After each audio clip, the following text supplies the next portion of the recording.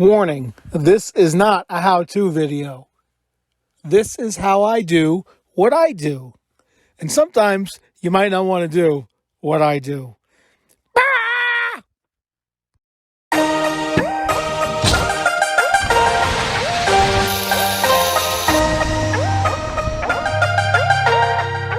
Come on, Twisted Sister.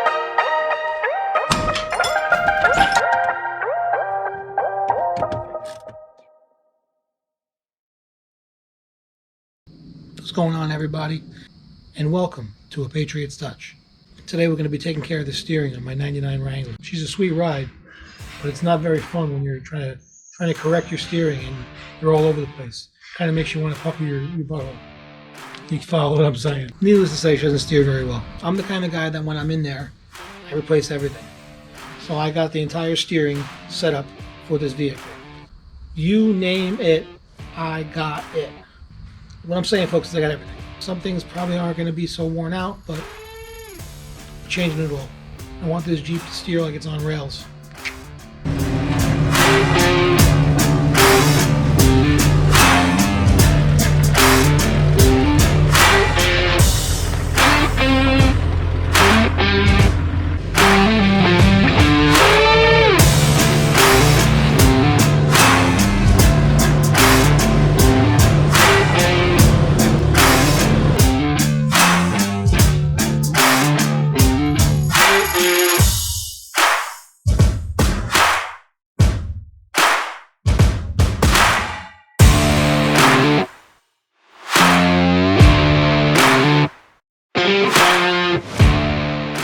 As you can see, it's really not horrible,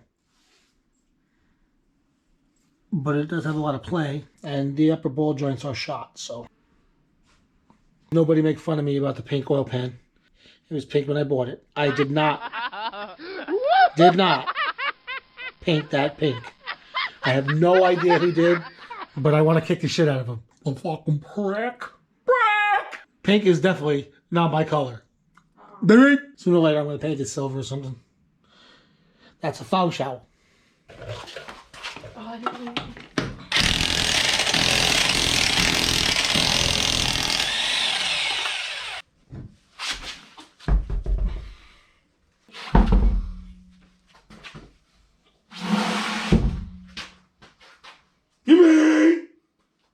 going to put me a $3.99 hanger over here to hold up my caliper.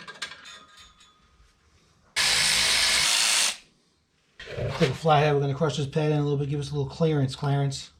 We have clearance, Clarence. Roger, Roger. What's our vector, Victor?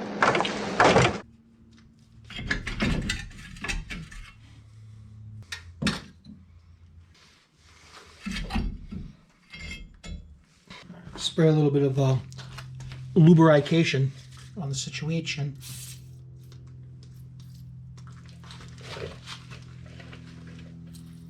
See if we can get this bitch out. 313 millimeters. 1, 2, 3. They hold the hub on. Gotta get the hub off.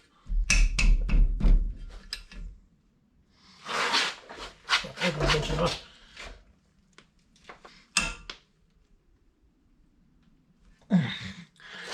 Pretty tight. It's on there, Big Bertha.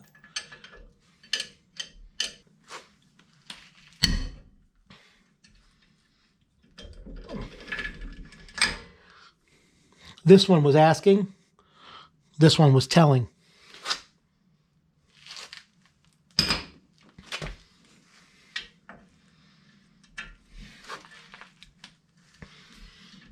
That's 1, 2, 3.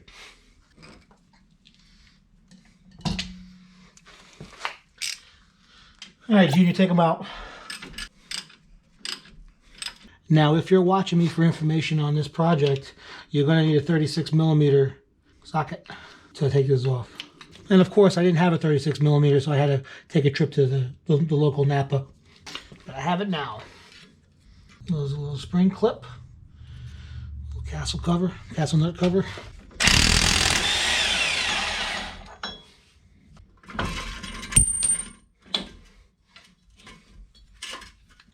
Pull out the axle shaft.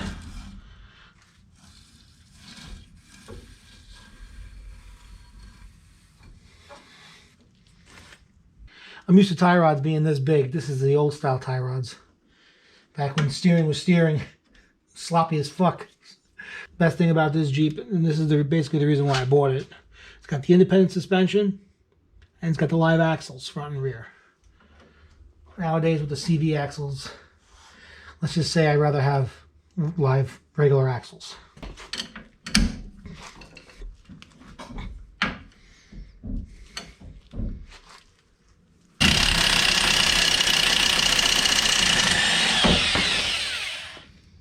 Well, that just made it very easy for me.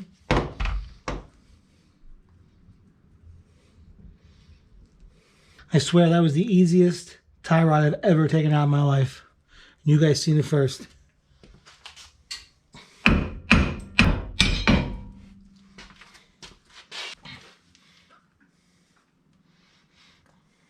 Well, time to get pressing. I think this is going to work. This is what it looks like. I bought the ball joint press for, it was about 50 bucks.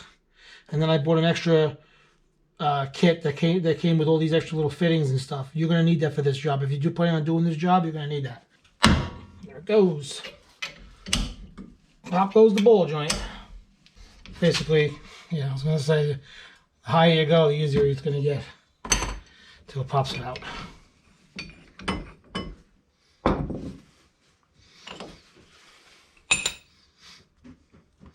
There you go. One upper ball joint. Coming up! Alright, so now we're going to put this basically through the hole for the upper ball joint. Basically bring it up through. Because you want to press it out, down. Same thing with this upper. It's going to pop. Eventually.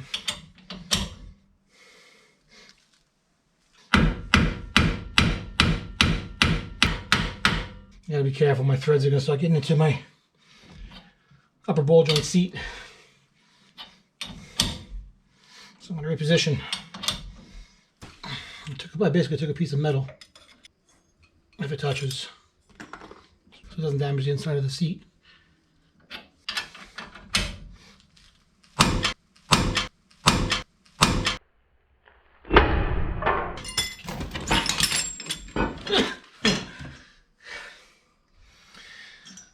As it bust my fucking ass.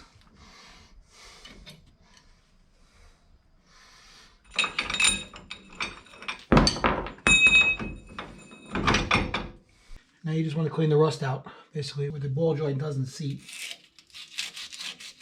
You don't want to go too crazy. Just want to make sure it's a nice clean surface for the ball joint to meet too.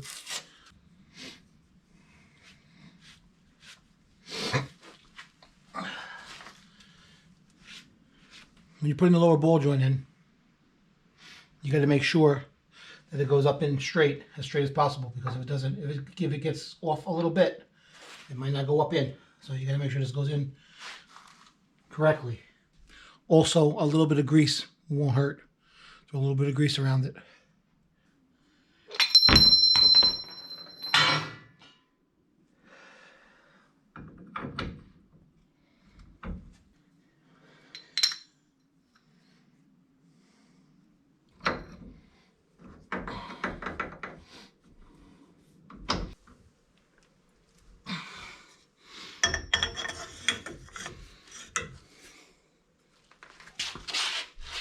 Almost up in, almost done.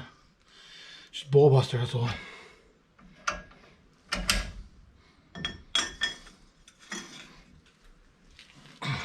Moving, it's getting closer.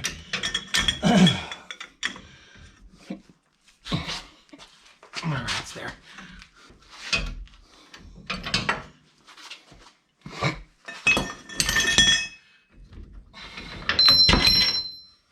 Okay, now to put both grease boots and both grease certs, and we're ready to put on the spindle. Well, that's what you get when you get an amateur YouTuber, folks. I forgot to turn the camera back on. when I tightened up the lower and the upper ball joint. But I tightened up both castle nuts, located the holes for the cotter pins, put the cotter pins through, bent them over, and now on to the universals. I don't know if you guys can see it, but there's these little C-clips on all four. I think actually one is missing, but there's C-clips on all four of these. I'm going to tap all these C-clips out, and then we'll be pressing out the U-joint. Okay, we have an update. There was 4 clips.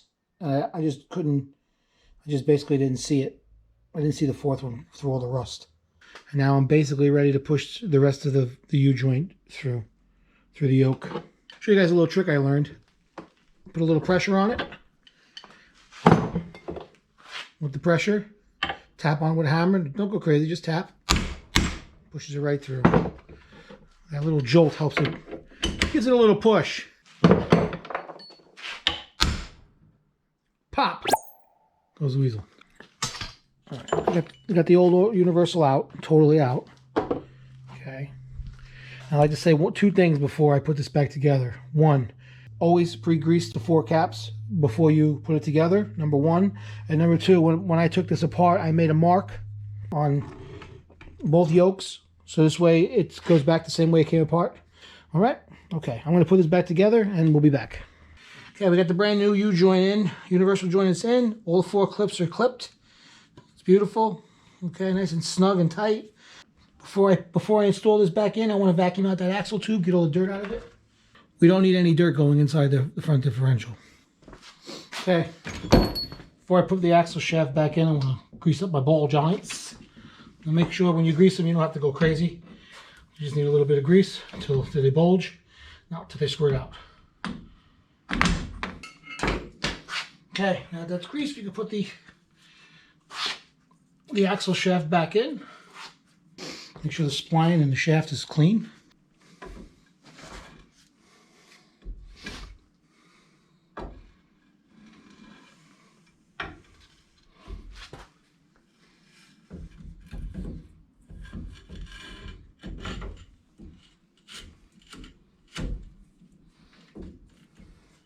Now your dust shield goes on. Put a little Loctite on your hub bolts. Now you put your flat washer back. 36mm nut, spring washer, little lock, and your new cotter pin. Take your dikes, bend over your cotter pin, so the bitch don't get loose. Now that that's done, put your brakes back together. Woohoo! Woohoo!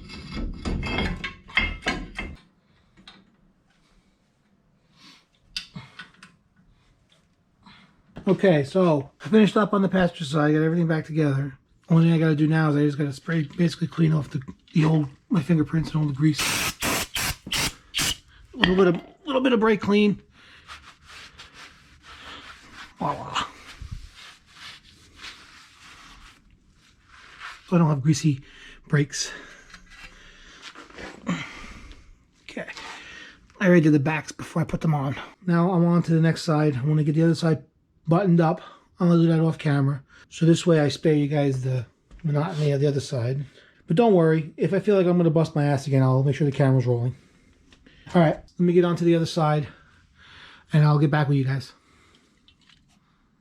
Okay guys, it's been about a week since I got the other side done. This is the other side, it's all complete. Both new ball joints, upper and lower. I got the new universal joint in. Both sides are finished. Between my job, my 9 to 5, and my family, it's a full-time plus job.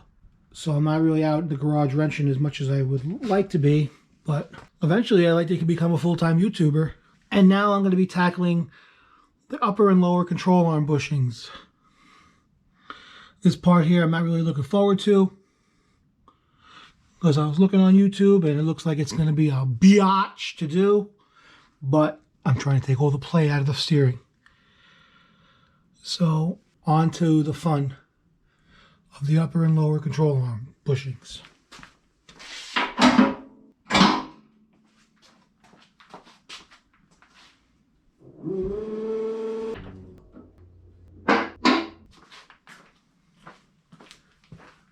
She down. While I'm lying under here doing the upper control arm bushings, I happen to notice this. I'm not sure if you guys can see that, but do not put the grease cert on the lower ball joint. I didn't realize that when I put them together, but the universals are going to hit. So they give you 2 plugs. I wasn't going to use the plug because I like to grease my ball joints, but you have to use the plug. If you have to grease them, you have to take the plug out, put the grease cert in, grease them, take the grease cert out, and put the plug back in. So just keep that in mind if you're watching me for information on changing front end stuff. Okay? Okay. Yeah, so don't do as I do, because if you do, you're going to be like me trying to get this grease cert out with everything back together. So spare yourself the curses. And I'm going to spare you guys the curses, and I'm going to take these out and change them.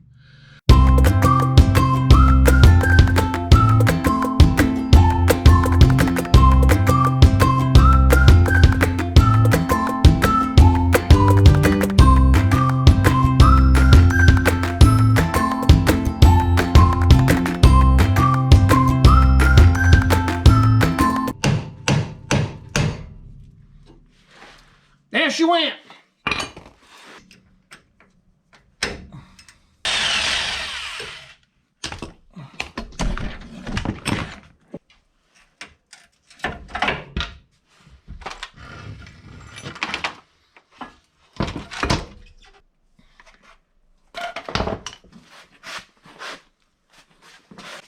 Well, that clears up some space. Get away! Change out the sway bar bushings.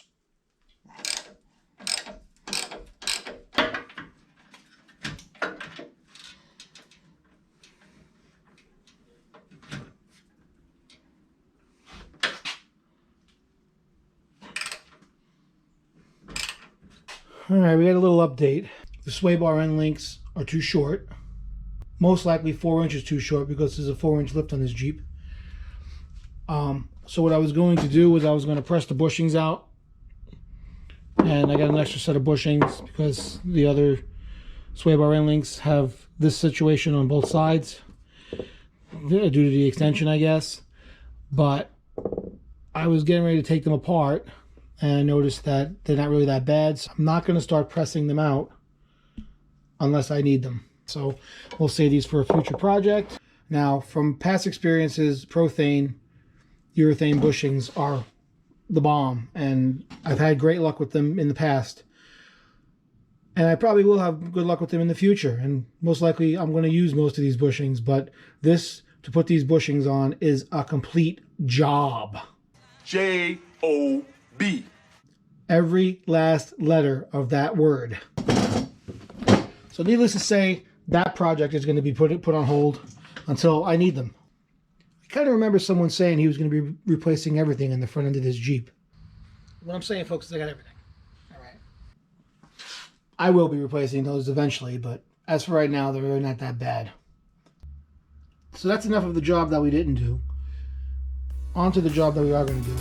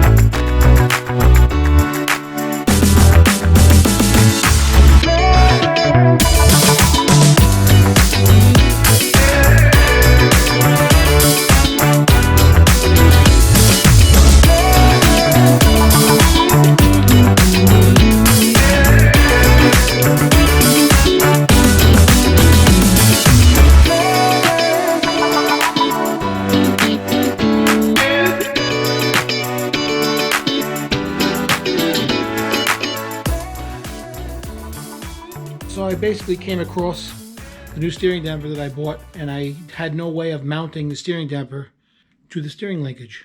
I didn't have the proper mounting hardware, so I created it myself. Basically took a nut the same size as the bolt. Instead of spending the money, I made it myself. Proud of me. So basically I eyeballed the tires, toe in and toe out. They look pretty straight, decent. I'm taking it to get aligned basically right after I take it out of the garage. So now I'm going to connect the spindles together to the tie rods and to the pitman arm. And then I'm going to do the steering damper. And then basically the steering is pretty much done for the time being.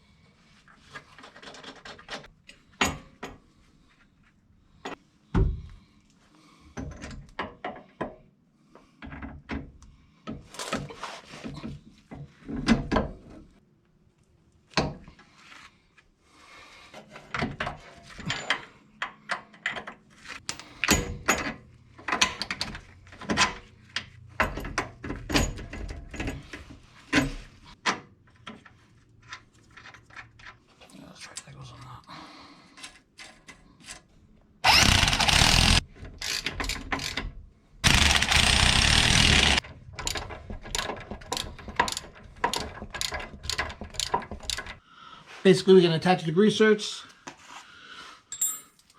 bend the pins over, bend the cotter pins over, and fill it up with grease, and we're good to go.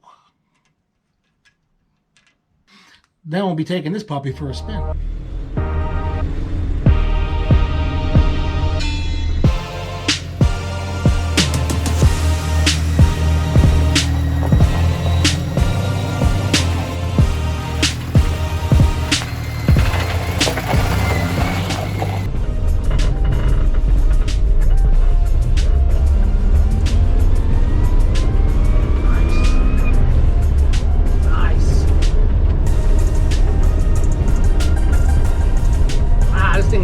This thing steers like it's a Ferrari.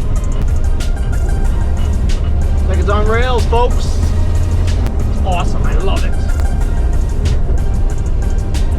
Still got to bring it to the alignment shop, get this thing aligned, but it was a lot better. Let's put it that way. Maybe it isn't a Ferrari, but it'll definitely get me through 2 feet of snow in the winter. And in Pennsylvania, that's what we need. We need something to get us through 2 feet of snow.